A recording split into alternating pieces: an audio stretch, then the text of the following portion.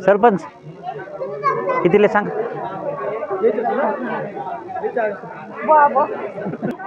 दादा नाव काय तुमचं? माझं नाव अनिल यशवंत पोटे, शिवली गावावरून आलेलं आहे. या ठिकाणी पिंपलवाडी या ठिकाणी रानभाजी महोत्सव महाराष्ट्र फाउंडेशन यांच्या माध्यमातून भरवलेलं गेलेलं आहे. त्या माध्यमातून आम्ही आमचं स्टॉल घेऊन आलेला आहे. या ठिकाणी आम्ही म्हशीचं घरगुती तूप तयार केलेलं ते पण आणलेलं आहे. इंद्रायणी तांदूळ आहेत, काळा तांदूळ आहे आणि बासमती तांदूळ आहे. आणि हे रानभाजी घेऊन आलेले पोळी भाजी आपल्या भागामध्ये खूप प्रसिद्ध ही भाजी आहे. ही घेऊन आलेलं आहे या ठिकाणी.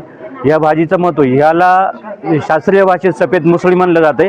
या सफेद मुसळीचे पावडर जर तुम्ही मेडिकलमध्ये गेला तर ती खूप महाग जाते. आणि ह्या भागामध्ये आपले आदिवासी बांधव ही सफेद मुसळीची पावडर आमच्याकडे याला गावठी भाषेमध्ये कोळू म्हणली जाते. याला या कोळूचे भरपूर सारे फायदे. आमचे जे पूर्वज होते ते कोळूचीच भाजी खाऊन आत्तापर्यंत म्हणजे त्यांचे कुठलाच आजार नव्हता त्या लोकांना. अशा प्रकारे आम्ही खूप साऱ्या रानभाज्या या ठिकाणी. त्या भाजीचे फायदे नेमकं काय? या भाजीचे फायदे असे, तुमचं शरीराची कमजोरी ते असेल तर ती भरून निघते यामुळे. याची मुळी पण असते, त्या मुळीचं पण पावडर करून ठेवली तर ती वर्षभर टिकते. ही भाजी फक्त 1 महिनाभर राहते.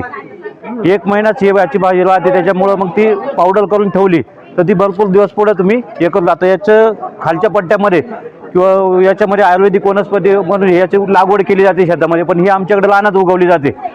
त्या भागामध्ये प्रकारचं जे काही रासायनिक खत आहे ते कुठलंच केमिकल मारलं जात नाही. सेंद्रिय प्रकारची रानभाजी आमच्या ऑटोमॅटिक नैसर्गिक उतरली जाते. याला काही कुठल्या प्रकारचं खत लागत नाही किंवा पाणी घालत नाही. निसर्गावरतीच ही भाजी अवलंबून असते आणि ही आमच्या भागातच खाल्ली जाते जास्त. त्यामुळे हे विक्रीला उपलब्ध आहे आपल्याकडे. तांदूळ तुम्ही या ठिकाणी आणलेले आहेत. हां, याच्यामध्ये आपण पाहतोय की या ठिकाणी काळा जो काही तांदूळ आहे विशेषतः या भागामध्ये पाहायला भेटत नाही. काय सांगाल त्याचा? हा काळा तांदूळ आपल्याकडं त्याचे ओरिजिनल जात वेगळे, म्हणजे चकाव म्हणून त्याला ओळखलं जाते. त्याच्यामध्ये हा आपण जुन्नर तालुक्यामध्ये 4 ते 5 शेतकऱ्यांना म्हणून आम्ही बियाणं मागवलेलं त्याच्यात. आणि मी त्याचं स्वतः ट्रायल केलं, म्हणजे मी त्याचं पिकवलं स्वतः. काही शेतकऱ्यांना बियाणं पण दिलेलं. मी ह्या पिंपलवाडीमध्ये सरपंच घोडे साहेब त्यांना पण बियाणं दिलं, तर त्यांनी पण वाढवण्याचा प्रयत्न केलेले अजून भरपूर शेतकऱ्यांना. याची खासियत अशी शुगर फ्री तांदूळ आहे हा शुगरच्या माणसांना 100% खाल्लं तरी त्याची शुगर वाढत नाही, जे आहे त्या लेवलला राहते असं डॉक्टरांचं म्हणणं आहे. त्याच्यामुळं हा सगळ्यात जास्त खाल्ला जातो याची.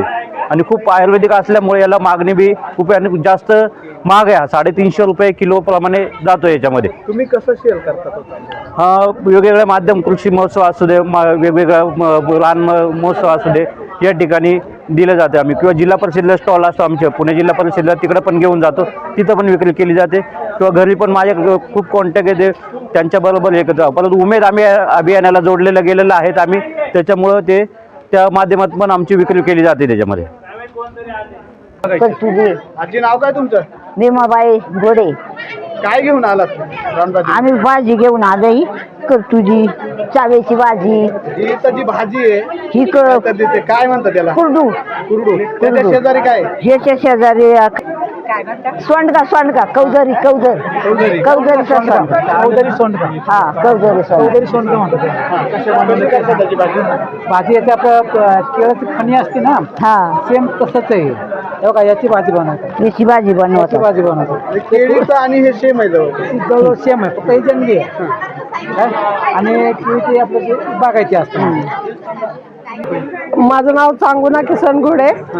आणि रानभाजी रानभाजी नाचणी आहे, वरई आहे, तांदूळ आहे, चायची भाजी आहे, खरटुली आहे, आळूची भाजी आहे, कुरडूची भाजी आहे, हिरव्याचं कालवण आहे, आळूच्या चाव्याच्या भाजीचं आहे. आता तुम्ही ते नाचणी आणि वरई दाखवताय, हा काय त्याचे फायदे आहेत नेमकं? त्याचे फायदे पौष्टिक असतं ते नाचणी. त्याचे लाडू बनवते, वरईचा उपवासाला भात खातेत. आणि त्याला खूप कष्ट करावं लागते. आधी राबणी करावं लागते, झाडं तोडावं लागते, खाली जमीन सपाट करायची, त्याच्यावर गवर टाकायचा, त्याच्यावर ते टाकायचं, पाला गोळा करायचा, ते टाकायचं, नंतर पेटवायचं, त्याच्यावर मग ते पेरायचं, ते परत उपटून दुसरीकडे लावायचं. असे कष्ट नाचणीला आणि वरईला आहेत. आणि तांदळाला पण तसेच आहेत. तुमचं? ठोकूबाई डगळे. काय आणले तुम्ही रानभाजी महोत्सवामध्ये? रानभाजी नाही काळं तिल वाल काळे तीळ आणलेत आणि हे वाल कुठले वाले ते गोड हे गोड वाल गोड वाल. ही इथे एक भाजी दिसते, काय आहे म्हणतात तिला? चिचुरडा चिचुरडा करटुली आळूची भाजी चाव्याची भाजी. कशी बनवतात काय सांगाल का? ही डाळीमध्ये बनवायची हरभऱ्याच्या डाळीत चण्याच्या डाळीत कुठली भाजी चण्याची बनवायची? चायची चाव्याची भाजी. आणि हे जे तुम्ही म्हटलंय तर करटुली आणि त्याच्या शेजारी कुठली भाजी? कांदा टाकायचं तेल टाकायचा मग बनवायचं. चिचोडा पण कांदा टाकायचा तेल घ्यायचं कांदा टाकून. कधी भेटतात त्या भाज्या? हेच टायमाला भेटते. म्हणजे सिजनेबल आहेत, फक्त पावसाळ्यात पावसाळा नाही आता.